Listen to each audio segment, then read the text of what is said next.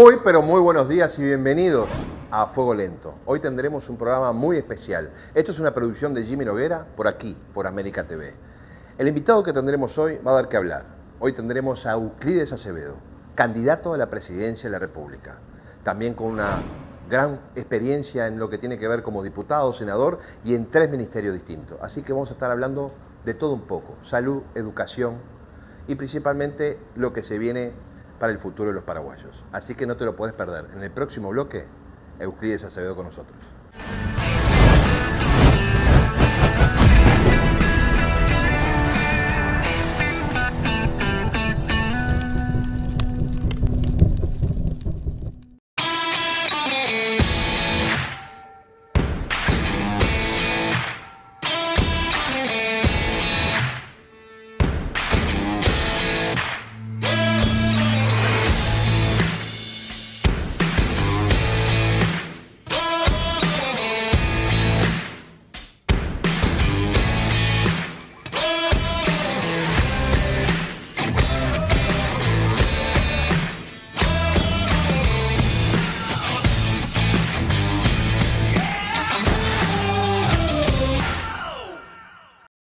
Aquí estamos con nuestro gran invitado, Euclides Acevedo.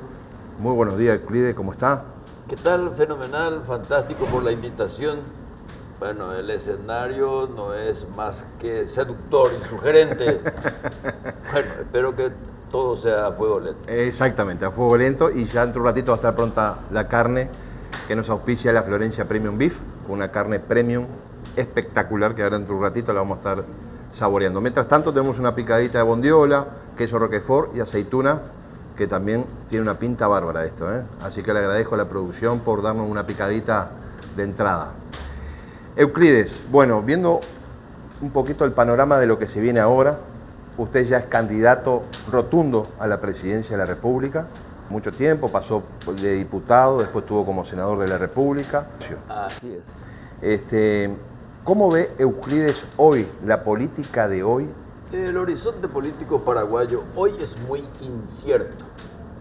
Y ante esa incertidumbre, por lo que acabas de señalar, que me da la experiencia y el entrenamiento para poder decir que puedo ser un profesional de certidumbre. La certidumbre no siempre es exitosa, pero lo importante es que el ciudadano sepa lo que va a suceder, lo que está sucediendo, por qué sucede lo que pasa y qué tenemos que hacer para lo que suceda sea en beneficio de todos. En ese sentido, nuestra propuesta de Nueva República parte de la base de que nosotros vamos a dibujar un futuro factible, previsible, no perfecto, porque no quiero despertar esperanza fraudulenta.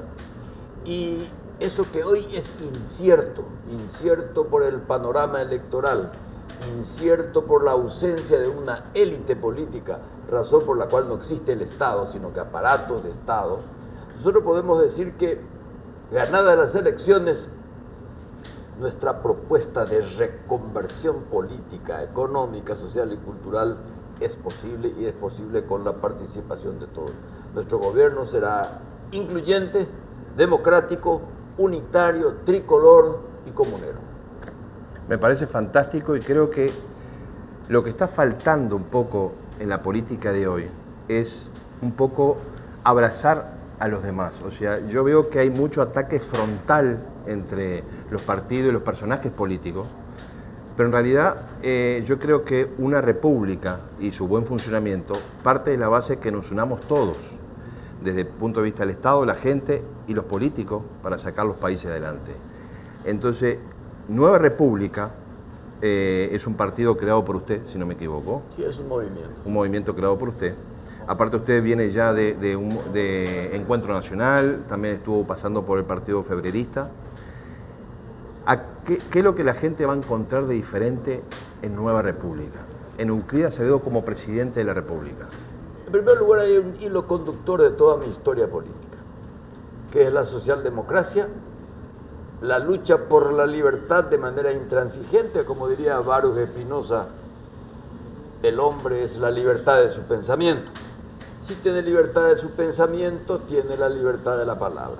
Entonces, ese hilo conductor nos permite dibujar una nueva república que supone precisamente dejar de lado esa cultura de la agresión, la cultura de la descalificación, que son expresiones de la falta de argumento de quienes la formulan.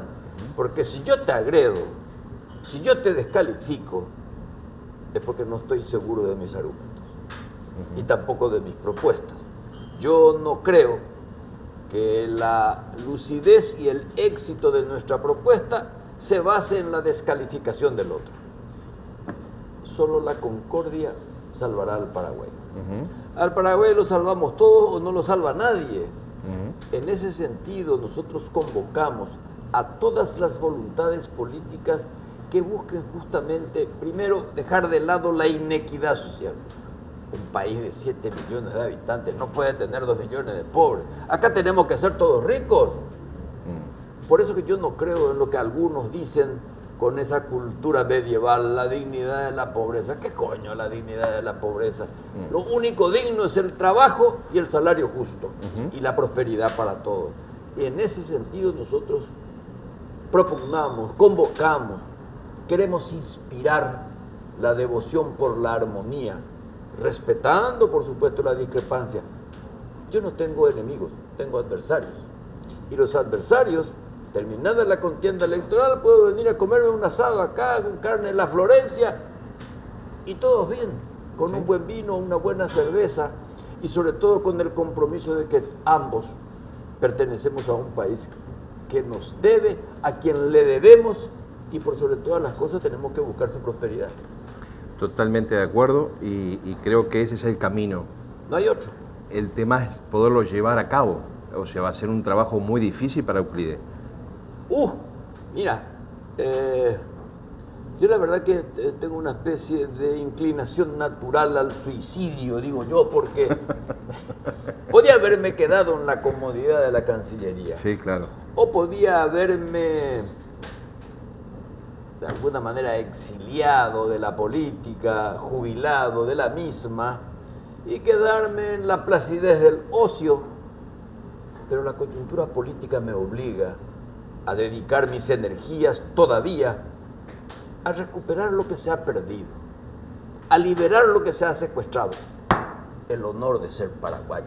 No somos orgullosos hoy día porque tenemos el estigma de ser un país corrupto, un país de lavadores, un país de mediocres, y eso no es cierto. Entonces, el compromiso es casi evangélico, porque meterse en reconstruir el país no es cosa fácil. Solamente mi doctrina y mi compromiso con la gente y la confianza de la gente, porque si yo no tengo confianza en la gente, no me voy a meter en esto. Y porque tengo confianza de la gente, tengo la certidumbre de que no solamente voy a ganar las elecciones, creo que vamos a hacer entre todos un buen gobierno. Yo creo que usted es uno de los pocos políticos, le voy a decir, de que no tiene manchas. Ha pasado por varios ministerios, ha tenido varios cargos públicos y a usted nunca se le nombró ni estuvo vinculado a nada dentro de la función pública. Creo que usted es uno de los políticos que lo que dice lo hace. Entonces yo creo que eso la gente tiene que saberlo. Yo creo que también el estar como presidente de una república, donde tenga un congreso de oposición, ¿podrá Euclides poder llevar a cabo todo esto que está diciendo? Porque va a ser un camino bastante empedrado, como bien dice. Sí, yo creo que el camino va a estar escarpado. La gobernabilidad es clave para el éxito de un gobierno. Y la gobernabilidad, además de ser un pacto entre la sociedad y el Estado, supone que el Ejecutivo tiene que entenderse con los otros poderes del Estado. Si yo no tengo una bancada medianamente razonable, y aunque no la tuviera, estoy obligado a pactar con las otras bancadas alrededor de un proyecto nacional. Es decir, si yo en mi gabinete voy a tener ministros colorados y ministros liberales y también de mis otros aliados, obviamente yo le voy a decir, mira compañero, vas a tener esta responsabilidad. Ayúdame a implementar este proyecto y para eso un correligionario de tu partido va a estar en el ministerio, porque el proyecto es común. Las divisiones partidarias en el fondo son ficticias cuando se trata de la reconstrucción del país que venimos de la Tercera Guerra, que es la de la pandemia. La pandemia que no me permitió aplicar una política de seguridad como quisiera en el Ministerio del Interior porque tuve la ingrata labor de encerrar a los ciudadanos. Que no fue fácil. Que no fue fácil y tuvieron una tolerancia increíble. Segundo, cuando me fui a la Cancillería, en vez de estar en la ONU, en vez de estar en la OEA, tuve que dedicarme a buscar vacunas. 5 millones de dosis que no le costó un céntimo al Estado paraguayo. Entonces digo, ahora estoy obligado a hacer lo que tenía que haber hecho y no lo pude, pero quiero hacerlo con mis compañeros, con mis compatriotas. Yo no soy ningún mago, no soy ningún profeta, tengo la modestia que me da la experiencia y por algo que señalaste, tengo las manos limpias. Y eso me permite mucha capacidad de maniobra. Entonces, aquellos que dicen ser mis amigos, que no me traigan nada debajo de la mesa. Debajo de la mesa puedo recibir la caricia de alguien que quiero, pero no ningún maletín, ni siquiera un chequecillo. No, definitivamente no. Porque si no somos honestos, no nos va a creer nadie. No vamos a recuperar la credibilidad en la política y mucho menos en los políticos. La política es una forma superior de amar y el amor no puede sustentarse en la corrupción. Totalmente. Y hablando un poco de los maletines y los cheques, siendo diputado me imagino que habrán venido y usted habrá echado como senador también. Y como ministro, ni que hablar, me lo quiero imaginar.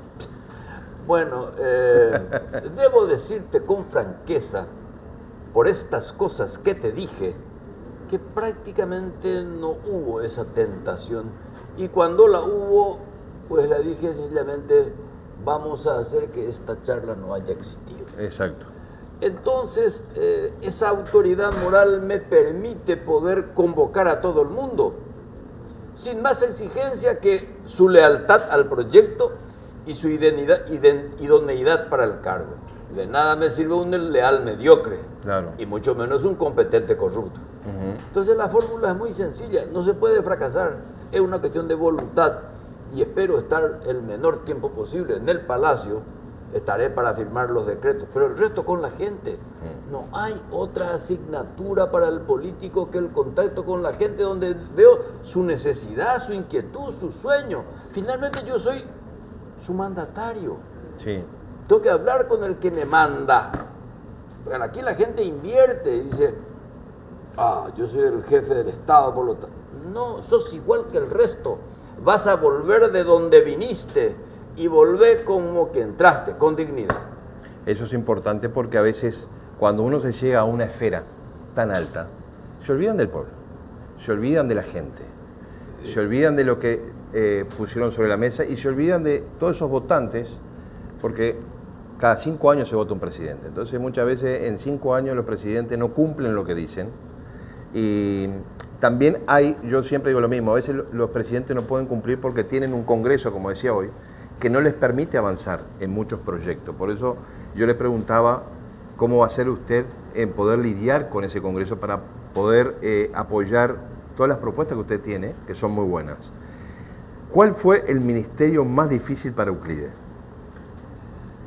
No te puedo decir cuál fue el ministerio más difícil, pero te puedo decir cuál fue el ministerio más agradable. ¿El que más le gustó? ¿Que más me gustó? ¿El que se sintió mejor? Sí. ¿Cuál fue? Ministerio del Interior, te va a asombrar. En el Ministerio del Interior me sentí cómodo. Me sentí cómodo porque estaba con mis compañeros que son la policía, quienes me estuvieron preso un par de años. Yo fui prisionero de ellos. En la época de Stroessner, ¿no? Claro, pero después, durante 30 años, estuve dando clases. Entonces los conocía a todos, los conozco a todos, y me hicieron el trabajo fácil. Entonces estaba en mi ambiente. Al revés, en la Cancillería también me sentí cómodo porque conozco las reglas. Pero como me dijo tu compatriota Sergio Abreu, Sí. me dijo, del trato con los delincuentes vas a pasar a la hipocresía diplomática, vamos a saber dónde te sentís mejor. En industria y comercio lo que hice fue aprender, porque como dijo un chusco de aquella época, bueno, este nunca vendió un helado, ¿qué va a hacer aquí? ¿Qué hice? Aprender, le convoqué a los que sabían, creé el consejo de empresarios, industriales y trabajadores, y bueno, me dijeron lo que tenía que hacer y la cosa me fue fácil. Pero donde me sentí cómodo, Ministerio del Interior, seguro. Que ahí tuvo un buen desempeño y en un momento muy difícil para el país, cuando estuvo la pandemia, usted tuvo que lidiar con el dejar a las personas dentro de su casa, el no poder salir. Yo me acuerdo que usted salió en varias entrevistas hablando algo cómico, como por ejemplo, si tienen que ir a un motel o algo de eso, que esperen un poquito, que ahora no pueden ir, que esperen un poquito más adelante. Había que darle un poco sentido del humor, porque finalmente la política no tiene por qué ser estreñida. Exacto. Hay que sentirse un poco. Y eso te da solamente la autoridad moral de tener las manos.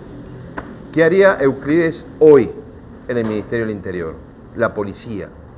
¿Qué le falta a la policía? En el gobierno próximo de Euclides, ¿cuál es su cometido en todo lo que tiene que ver con seguridad? Te voy a hacer la siguiente aclaración. Mi próximo ministro del Interior, o probablemente sea una mujer, se va a encargar de las relaciones con las gobernaciones, con las comisiones vecinales, con los intendentes, con los clubes, con las organizaciones de barrio, pero la policía va a estar a mi cargo. Pero no por un capricho personal, sino que porque es una labor que la Constitución me dice que es intransferible. A la policía paraguaya le necesita en primer lugar una mayor dotación. Lo que tenemos no es suficiente para cubrir las calles, primero. Segundo, hace falta entrenarla mejor a la policía. Más preparada. Más preparada, sin ninguna duda. Asistencia tecnológica y equipamiento. Pero por sobre todas las cosas un salario digno. Un policía que no gane bien no va a poder ser eficiente.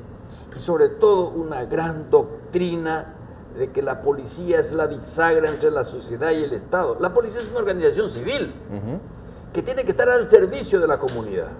Pero para eso él tiene que sentirse cómodo en su trabajo y tiene que sentirse orgulloso de ser policía, no vergonzante. Entonces va a requerir un proceso. Pero la seguridad no se acaba en la policía, la seguridad es un concepto transversal. No, claro. Hace falta un buen servicio de inteligencia, hace falta mucha asistencia tecnológica, comunidad de inteligencia en la región, y eso se comprueba con el delito internacional, que hoy día si no estás en comunidad con todos, te pasan encima. Y por otra parte también tenemos la necesidad de tener una seguridad jurídica para el inversor nacional o extranjero. ¿Y eso qué supone? Negociar también con el Poder Judicial. Por eso nosotros decimos que tenemos que hacer un gran pacto social y terminar con la reforma de la Constitución. Porque al que viene en primer lugar le sacan un riñón porque le piden una coima. Eso se va a terminar. Porque si no, ¿quién va a venir? ¿Se vaya a otro sitio? Vos sabés muy bien que vos sos un emprendedor y un hombre que derrotaste a la pobreza y a la ignorancia, que si no hay inversión no hay desarrollo.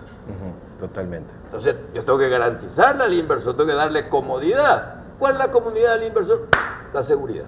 Entonces es un concepto transversal. Y la seguridad alimentaria. El paraguayo tiene que comer 5 veces al día, no una vez como 2 millones de habitantes. Puede ser, no me parece justo. Somos un país que produce alimentos, tiene energía, nos morimos de hambre y tenemos la luz apagada. Produce comida para 50 millones de personas. Sí, y nosotros pasamos hambre. Exacto. Esa contradicción es inaceptable. Es una cuestión de lógica. Entre paréntesis, es una disciplina que está ausente en el país. Este es un país de la ausencia de la lógica. Mucha gente se enoja porque yo digo esto, pues esa es la verdad. Claro, y hablando un poco de la energía, que tocaste un punto, Paraguay no está muy focalizado solamente en generar energía eléctrica como le pasó a Venezuela en su momento, que solamente genera petróleo y no le importa la otra industria. Paraguay está un poco muy focalizado solamente en generar energía y dejar lo otro de lado. No solamente eso, la gente cree que energía es solamente Itaipu. La gente se olvida de Yacyretá y otras fuentes, primero. Segundo, obviamente el capital paraguayo, además del talento humano, es el agua, es la energía. Pero nosotros no podemos quedarnos con la energía la soja y la carne. Tenemos que diversificar la producción para poder decir lo que dicen tus mandatarios en el Uruguay: apostamos por el Uruguay productivo. Bueno, apostemos por el Paraguay productivo. Y la producción es muy amplio, es un clase. Hay que revisar todo el aparato productivo y dedicarnos a producir alimentos, obviamente energía, pero producir otras cosas. Cultura. Un país que no incorpora el aparato productivo, la producción de la cultura, es un país que va a perder identidad. Y al perder identidad, sos presa fácil del colonial. Totalmente, totalmente. Vamos a hacer una pequeña pausa, Euclides, y volvemos con más preguntas, principalmente hablando de cultura, educación. Así que nos vemos en el próximo bloque.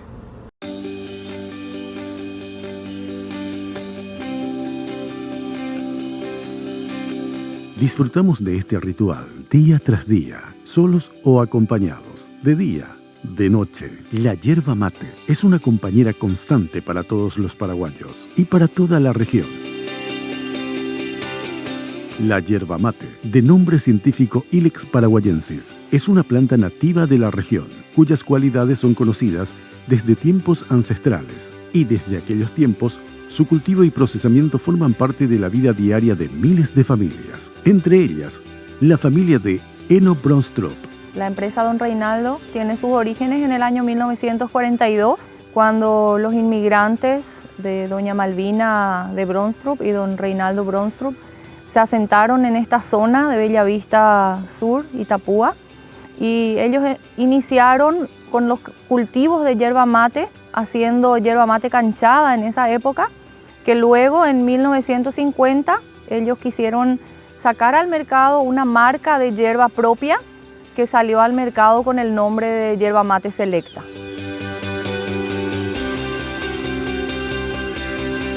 Iniciando con Don Reinaldo, la familia Bronstrup viene dedicándose a la producción comercial de yerba mate desde 1942 y fue creciendo y consolidándose con los años hasta abarcar el ciclo completo de la producción.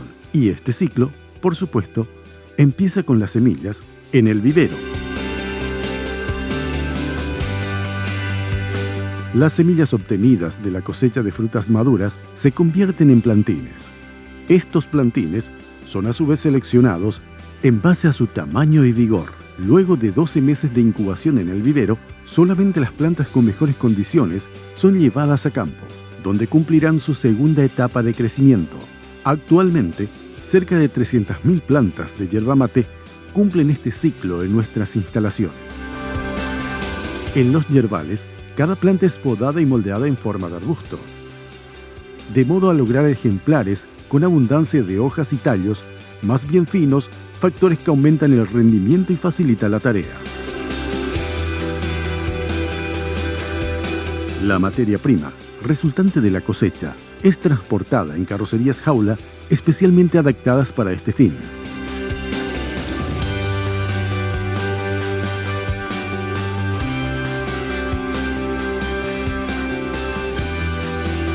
Las hojas de yerba mate recién cosechadas pasan por varios pasos antes de estar listas para su consumo.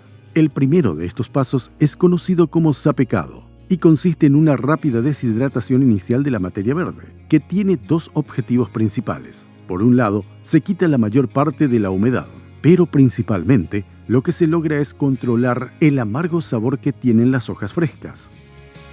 Luego del proceso de sapecado, las hojas y ramas son transportadas por medio de cintas a uno de los 7 barbacoa que tenemos. Es en estos hornos especiales donde las hojas pierden totalmente su humedad y quedan listas para ser trituradas en forma gruesa y estacionadas por varios meses, tiempo en el que se construye su inconfundible sabor. Luego de los meses de estacionamiento, la yerba mate está lista para ser molida al punto exacto y luego envasada para su distribución. El proceso de molienda y envasado tienen capacidad para producir hasta 5.500 kilos por hora de la mejor yerba mate, ya envasada y lista para ser disfrutada.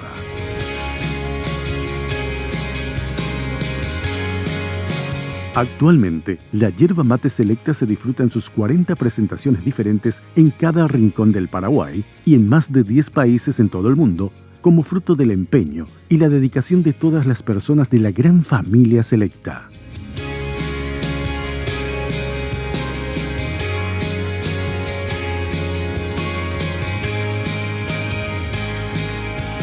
EPSA, Eno Bronstrup Sociedad Anónima, fue fundada en 1996 como coronación del esfuerzo de don Eno Bronstrup, su esposa, la señora Úrsula Weijer de Bronstrup, y sus 2 hijos de producir calidad, lema que les ha valido el éxito empresarial y el reconocimiento internacional que disfruta la empresa hoy en día. La empresa aplica rigurosos controles para garantizar la calidad e inocuidad del producto. Diariamente todos los productos terminados son analizados en el laboratorio. Se determina la humedad, la proporción de hojas, palo y polvo mediante un análisis de granulometría. También se realiza cateo de todos los productos, analizando el aroma, aspecto visual y sabor de la yerba mate.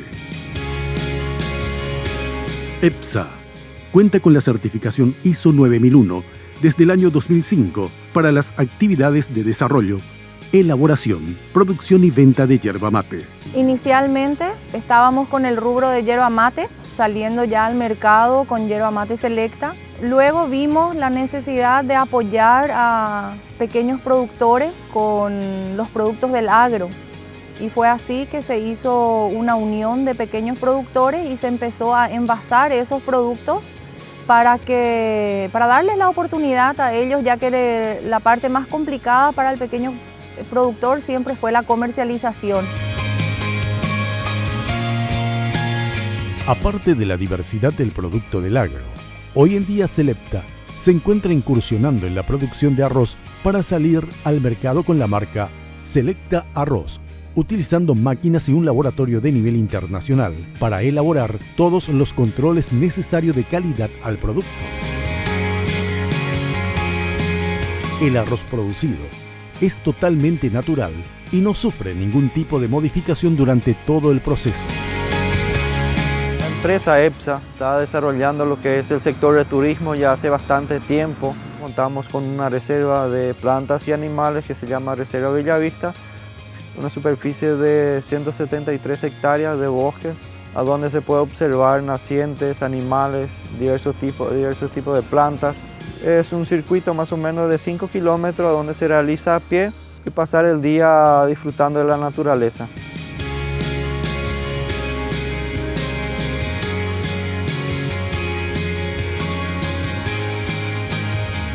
En los últimos años, Yerba Mate Selecta ha expandido sus horizontes y optimizado sus operaciones, abarcando nuevos rubros y productos del agro, conquistando nuevos mercados internacionales y, por sobre todo, impactando positivamente en las vidas que tocamos en nuestro día a día.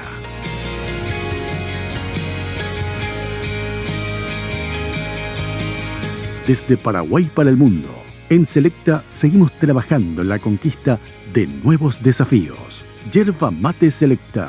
Sembramos pasión, cosechamos vida.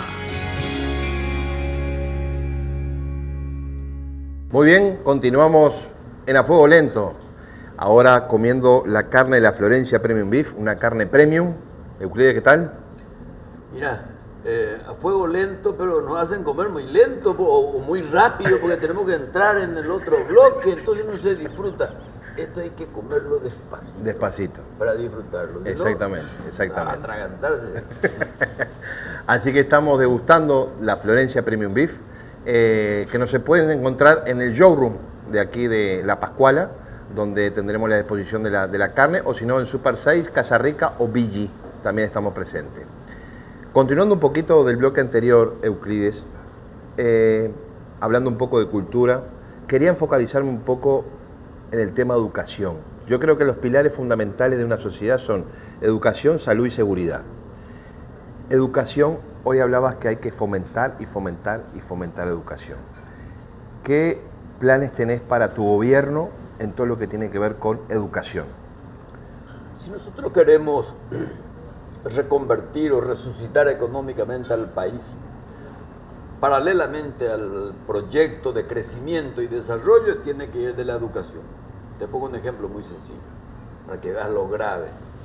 El 42% de la población económicamente activa no terminó la primaria. Imposible tener una prosperidad económica con un pueblo analfabeto. Entonces la educación, más que un objetivo, es un prerequisito. Y ahí nosotros apostamos por 3 ejes. En primer lugar, el docente. El mimado del Estado tiene que ser el docente. Y el niño en su templo, que es el aula. Por eso, en segundo lugar, es la infraestructura. Tenemos que tener las condiciones de infraestructura favorables para que la educación sea confortable. Y en tercer lugar, una conexión con la cultura, porque si la educación no tiene conexión con la cultura, es una educación estéril. Y la cultura no es otra cosa que apelar a la creatividad, al diseño de nuestra identidad. En la medida en que no tengamos identidad cultural, no vas a poder estar presente en ninguna parte del mundo. ¿Qué caracteriza al uruguayo? Un nacionalismo inteligente. ¿Y qué es el nacionalismo inteligente? Aquel que no renuncia a sus tradiciones, a su historia y a su futuro, y al mismo tiempo tiene una firme convicción de integrarse al mundo, nacionalista y ecuménico. Entonces la cultura es fundamental. Yo quiero que en el Paraguay no se creen artistas, se creen seres humanos. Exacto. Porque la cultura es humanismo. Entonces el teatro, la literatura, el arte en todas sus manifestaciones debe estar auspiciada y financiada por el Estado. Yo soy partidario por una cuestión doctrinera que el Estado tiene que meterse en todo como gerente, como auspiciante, como regulador. El único donde no tiene que meterse es en la cultura. Crear las condiciones, pero la creatividad es del individuo, claro, del artista. Uno. Yo no te puedo decir cómo tenés que pintar un cuadro ni cómo hacer un teatro. Claro. Vos sos libre, te tengo que dar todas las condiciones para estimular tu creatividad. Entonces, la cultura y la educación es... ¿Cómo voy a tener honor de paraguayo si soy un botarate? Como dirían ustedes, ¿voy a ser un eterno botija analfabeto? No. Entonces, fundamental crear las condiciones y dedicar el presupuesto necesario.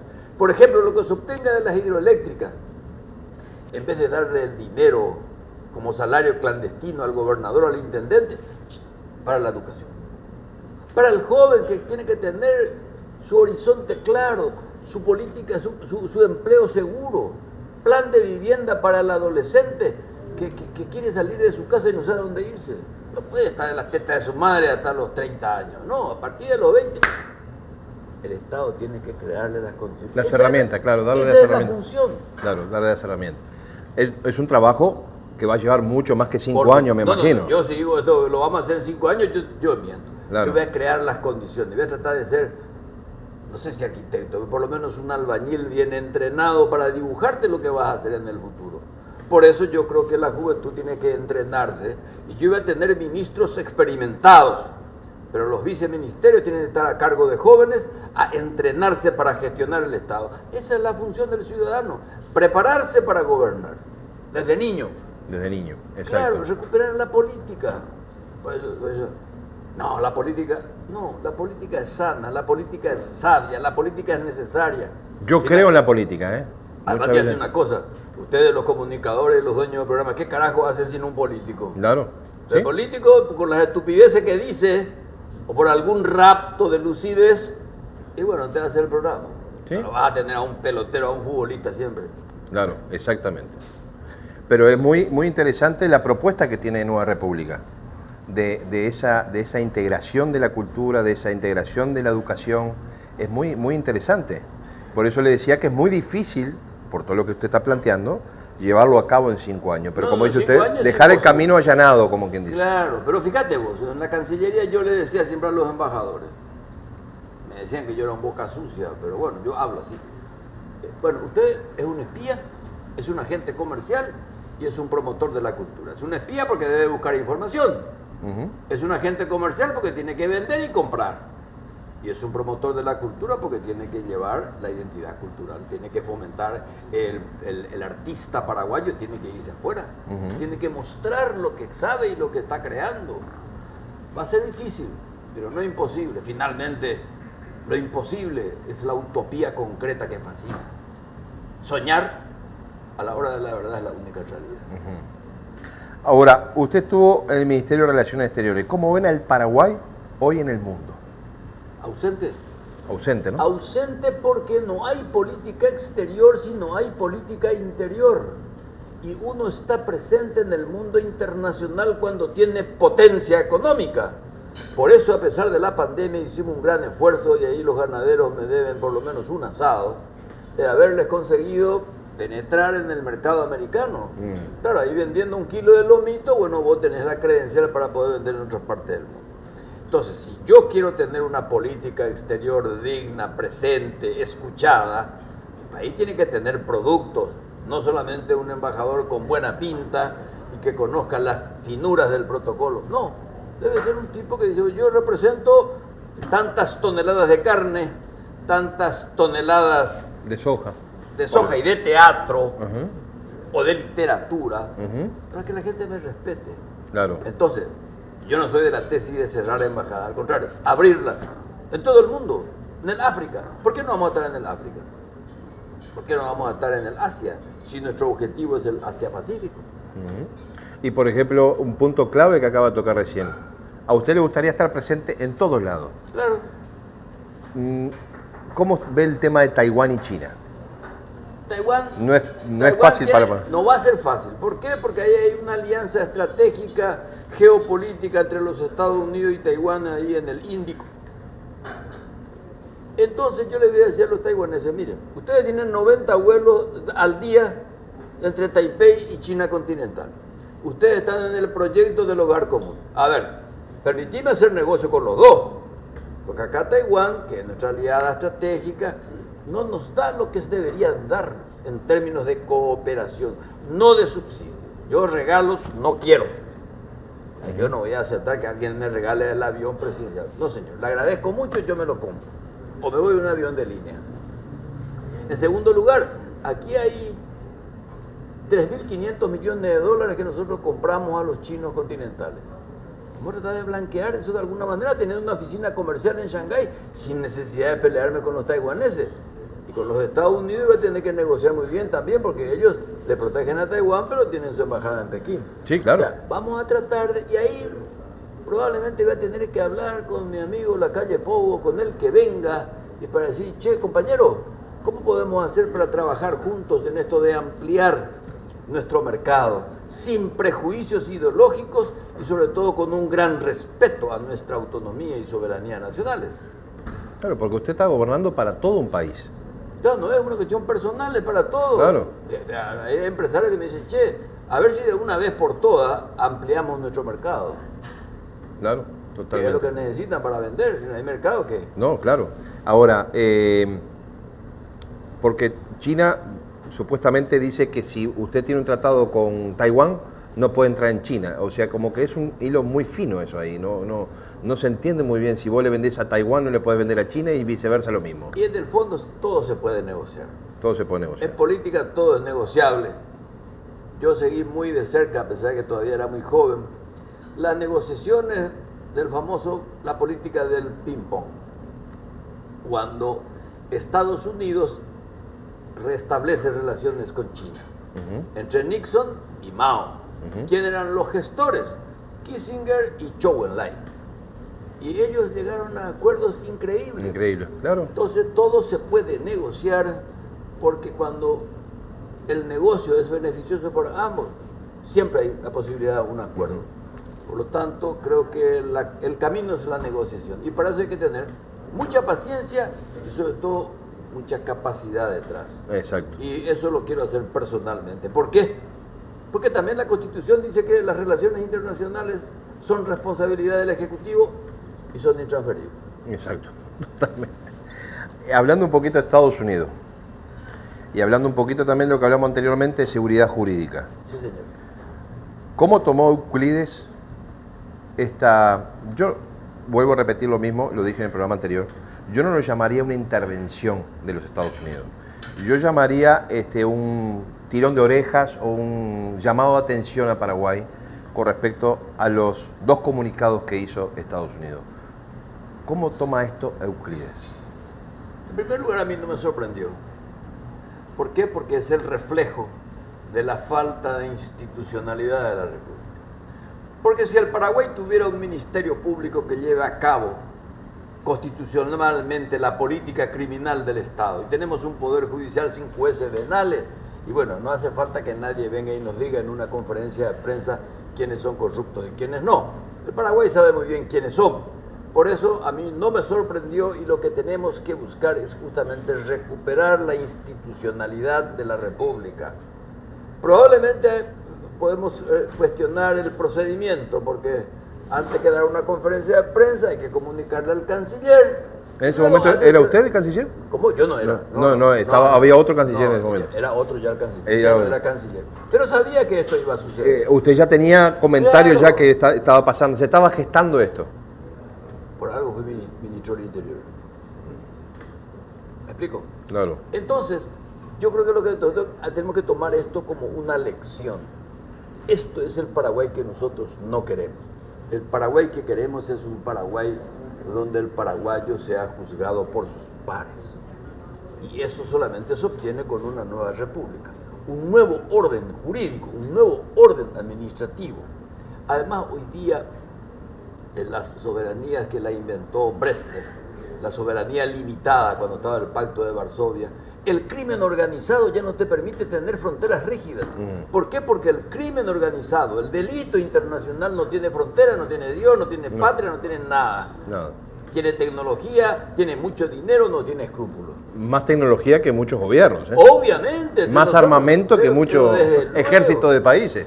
Entonces, nosotros lo que tenemos que hacer es que la soberanía nacional coopere con otras soberanías y un mismo objetivo: liquidar el crimen organizado, teniendo un servicio de inteligencia común, una política de defensa del Mercosur común, una política sanitaria común. Durante la pandemia nos dimos cuenta que no es suficiente las ventajas aduaneras. No sabíamos qué hacer, sálvese quien pueda, cada uno buscaba la vacuna que quería o que podía. Viajaban a Estados Unidos a vacunarse, claro, iban, entonces, venían. Tenemos que revisar, por eso nosotros venimos de una guerra, la guerra de la pandemia, que dejó al país económicamente e institucionalmente destartalado. Y eso tenemos que construirlo entre todos. Por eso hablo de un gobierno tricolor. Probablemente el siguiente gobierno que venga ya no va a tener gobierno tricolor, porque ya se terminará la última asignatura de la transición, que es el pacto político, y tendremos entonces una democracia política. Hoy lo que tenemos es una democracia electoral. ¿Qué tal su relación con Mario Abdo? Buena. Lamentablemente, desde que me despedí de él el 3 de mayo no lo volví a ver. Y yo tengo siempre un lema que en la vida política me dio muy buenos resultados: lealtad y gratitud. Yo desprecio al desleal. Como decía alguien, tolero la traición, pero no al traidor. Y otro, la gratitud. Yo creo que Mario Abdo me dio a mí la oportunidad de volver a ocupar una función pública, y creo que mi lealtad se demostró en mi buena gestión. Mi relación con él... Él se sentía muy respaldado por usted, ¿eh? Yo por lo menos lo veía así, que él se sentía muy respaldado por usted. Sí, porque desde un comienzo le dije: mira, presidente, la retribución mía va a ser la buena gestión. Esa va a ser mi manifestación de lealtad, porque la lealtad no está en decirle al presidente lo que él quiere escuchar. Lo que él quiere escuchar. La lealtad tiene que ser en cumplir los programas de gobierno que deben satisfacer las expectativas ciudadanas. En ese aspecto creo que mi relación con el presidente Abdo fue buena. Espero que siga siéndola. No lo veo con frecuencia porque él está en el frenesí de su campaña y yo en el mío. Entonces espero volver a verlo después del 1 de mayo del año que viene, donde tendré que negociar con él la transición. La transición, muy bien. ¿Y con el vicepresidente? ¿Con Velázquez? Sí. Con Velázquez mi relación siempre fue buena porque fuimos compañeros de trabajo. Yo le conozco de su época de fiscal, es un amigo personal.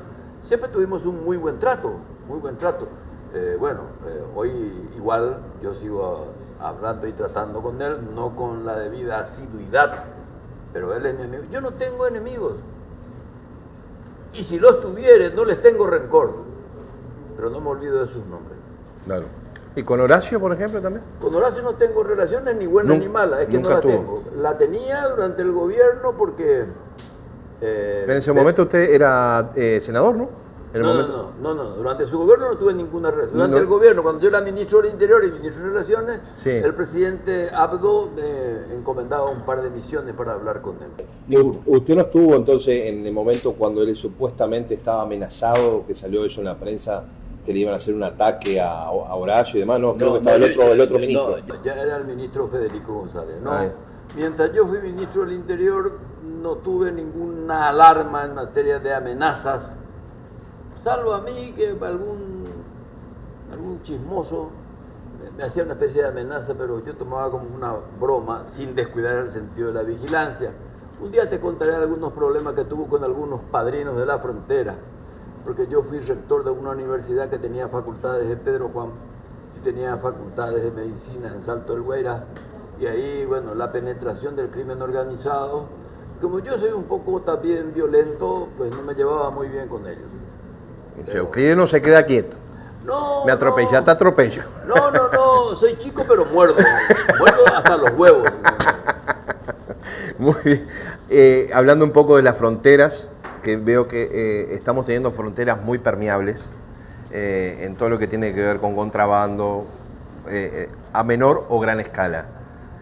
El gobierno de Euclides va a fortalecer todo el tema de fronteras con el ejército, va a poner militares, policía especializada, ¿cómo va a ser con el tema de las aduanas? Vos lo has dicho, así va a ser. Las Fuerzas Armadas van a tener nuevos roles, porque la presencia armada en la frontera no es una cuestión de uniforme ni de fusil, es una cuestión de gestión. Porque si el contrabando o el delincuente internacional atenta a mi soberanía económica, la Fuerza Armada encargada de la defensa está obligada a defender. La soberanía, claro, por supuesto. Segundo, la policía tiene que especializarse, tiene que tener buen trato con la policía de frontera de los países vecinos. Eso es fundamental. Y bueno, la aduana, por supuesto. Señores, abstenerse de lo que quieran llevar maletines. Terminó el juego, terminó el recreo. Van a ganar bien, pero eso debajo de la mesa, containers en frío, no. Se acabó el meteorólogo, que pone la mano por si gotea. No. Tiene que terminar, porque si eso no termina, mi querido amigo, está en juego la producción nacional. Exacto. Si yo permito el contrabando del tomate, sí, le facilito a 2 o 3 atorrantes que quieren pagar menos. Exacto. Pero le estoy jodiendo al productor nacional. Esas son las cosas que yo voy a negociar personalmente con mis colegas del Mercosur, diciendo, vamos a poner reglas claras. Vamos a hacer intercambios de alimentos, pero con reglas claras, no de manera clandestina. Y bueno, la Armada, el Ejército, y van a dejar de joder con el cuento del contrabando. O si no, fuera. Ahí donde, digo yo, policía y militares, a mi cargo. Nada de a cargo de los ministros, a mi cargo. Me parece muy bien. Hablando de Mercosur, ¿cómo está Paraguay hoy dentro de Mercosur? ¿Está atado un poco de las manos? No. ¿Paraguay quiere tomar un salto como hizo la calle Pou, por ejemplo, Uruguay? De decir, yo le voy a vender al que venga, le voy a vender porque yo tengo que velar por los intereses de mi pueblo. Paraguay no está mal en el Mercosur. Paraguay ofició hasta de buen componedor. Y a mí me cupo buscar contactos amistosos entre los cancilleres que eran mis colegas, y hice el intento de que fueran mis amigos, y creo que los obtuve porque hasta hoy tengo buena relación con ellos. Justamente lo que decimos, vamos a tener que revisar el Tratado de Asunción, porque si el Uruguay dice queremos flexibilizar el mundo internacional en materia de comercio, todo el mundo sale y dice, bueno, pero lo que pasa es que eso viola el artículo 2º o 1º del tratado, más el protocolo de Europred. Revisemos. Lo importante es que al Mercosur hay que darle más potencia del Mercosur. Vamos a negociar en bloque, pero flexiblemente. Vamos a revisar el tratado para no violarlo. que ahí el Uruguay fue de alguna manera un provocador académico e intelectual. Y hay que escuchar y atender, porque el objetivo de Paraguay va a ser ampliar su mercado. Queremos hacerlo dentro del Mercosur, porque los chiquitos tenemos que saber ser chicos, sin ser dóciles ni obedientes. Mantener la ventaja de la asimetría, de no tener costa marítima. Entonces es un tema muy particular que vamos a tener que negociar personalmente con los mismos, porque las cancillerías siempre están un poco atadas claro, a lo que decida el Poder Ejecutivo. Pues yo veo que el Mercosur está como que se mueve y no se mueve. Al común de la gente, uno ve, ya no sé hace cuánto se viene haciendo el tratado con Europa, que nunca sale. El tratado con la Unión Europea. Ya 20 años en negocio, está todo, falta firmar. ¿Y qué falta? Pero para eso hace falta irnos en bloque. Bueno, ese es un problema que parece que tuvo el Brasil con Francia. Francia es la que se opone a que de una vez por todas se firme. Y eso es una cuestión también de negociación. Y las negociaciones personales resuelven muchas cosas que las notas que son asépticas e impersonales. Por eso yo creo que tenemos que concluir de una vez por todas la firma del convenio entre Unión Europea y buscar también otros bloques. Sí, claro. Y por eso el bloque asiático, tenemos muchos bloques. Entre todos e incorporar a Bolivia, que tiene que ser miembro pleno, y que nuestros socios, que todavía no lo integran, pero que están ahí como asociados, como Colombia, Chile, Venezuela, y bueno, trabajar entre todos, porque la política latinoamericanista es una política inexcusable. Si nosotros no estamos unidos, vamos a ser presa fácil de otros bloques. Claro, totalmente.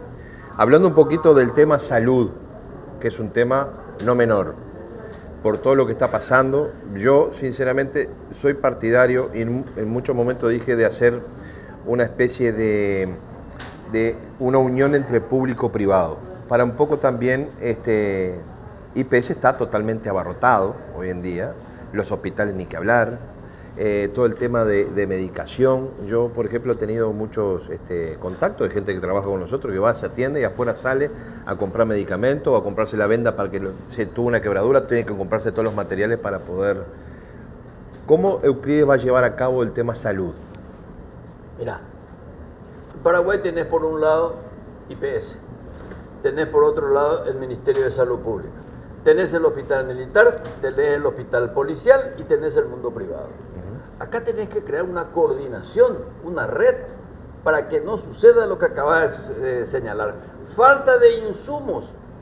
Así como el maestro es el favorito del Estado en educación, el personal de blanco también tiene que ser favorito del Estado, con una política de descentralización de la salud, descentralización hospitalaria, carrera sanitaria, colegiación médica y sobre todo alta tecnología para hospitales que tienen que estar regionalmente distribuidos. Porque ahí si no hay coordinación, si no hay descentralización y cada uno va a ir por su lado, no puede ser que el ciudadano paraguayo vaya a un hospital público, tenga que comprarse su propio medicamento. El Estado tiene que planificar. Lo que pasa es que de repente, tanto Salud Pública como IPS es presa fácil de los carteles de la farmacéutica, con los que hay que negociar un proyecto de salud pública común. Aquí no se trata de pelearme yo con la farmacéutica, no, trato de negociar con ellos, incorporarlos, pero de cara a la necesidad popular. La salud preventiva es fundamental, porque no puede ser que un hombre que se partió la pierna en un partido de fútbol en Ciudad del Este tiene que hacer 400 kilómetros para que lo traten en el hospital de emergencia, en el hospital del trauma. Tenemos que tener otros hospitales de trauma en el medio. Claro. Y por otra parte, qué sé yo, al funcionario de blanco que trabaja en Puerto Olimpo o trabaja en el fondo del Chaco, hay que pagarle bien, si no, ¿quién se va a ir? Claro. Y al médico que tengo que darle también las garantías educativas para sus hijos, conectividad, o sea, todo es cuestión de planificación y sobre todo de dignificar al personal de blanco. No pueden ganar lo que ganan. Claro, totalmente. Entonces, usted haría un sistema de salud integral. Integral, claro, es un mix que en el fondo es un problema de sentido común. Entonces, el ministro de Salud, en vez de dedicarse a hacer hospitales, de eso tiene que encargarse el Ministerio de Infraestructura, pero cuando el ministro de Salud se mete en fabricar hospitales, ahí está la sobrefacturación y está la tentación de ganarse unos mangos. Entonces, que se deje de eso y se dedique exclusivamente a sentarse a negociar con los que forman parte del sistema sanitario global. Entonces hacemos un mix, un acuerdo, un pacto. Siempre el pacto entre lo público y lo privado. Eso tenemos que hacerlo en el campo del transporte, en el campo de la producción ganadera, en el campo industrial, en el campo comercial. El Estado es un gestor, es un animador. Luz Colorado de la animación, decía un presentador de los años 60. Bueno, el Estado tiene que hacer algo así. Es que si hay una buena gestión y hay controles, yo siempre dije lo mismo, si hay control y una buena gestión, lo público-privado se puede llevar a cabo sin problema. Pero por supuesto, pero ojo, cuando el sector privado recurre al soborno y el funcionario público cae en el cohecho, todo se va a la mierda. Claro. Entonces, la resonancia ética es fundamental. La ética permite que todos ganemos juntos. Totalmente. Euclides, le quiero agradecer mucho la presencia en este programa. Para mí es un honor haberlo tenido en esta mesa, que haya compartido la carne, la ensalada rusa, la picadita. Así que le deseo el mayor de los éxitos para las próximas elecciones y no me cabe duda que quizás podamos tener otra entrevista próximamente antes de las elecciones. Sé que tiene una agenda muy atareada. No, usted, pero podemos tenerlo antes de las elecciones y te prometo después del 1 de mayo con más razón. De momento te pido un tupper para llevar lo que sobra porque no me dejaron comer. Joder. Así que gracias por la invitación y gracias por esta charla para mí tan provechosa. Muchísimas gracias, Euclides. Mis queridos amigos, muchísimas gracias por estar del otro lado. Sigan con la programación de América. Así que hasta el próximo domingo. Muchas gracias.